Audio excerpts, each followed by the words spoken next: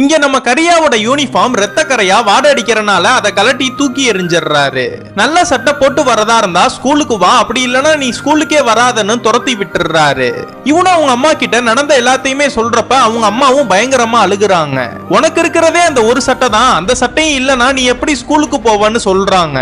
இதெல்லாம் ஓரமா நின்னு பாத்துட்டு இருந்த அந்த பண்ணையாரோட அம்மாவும் அவங்க பையன் பழைய சட்டையை எடுத்துட்டு வந்து தராங்க.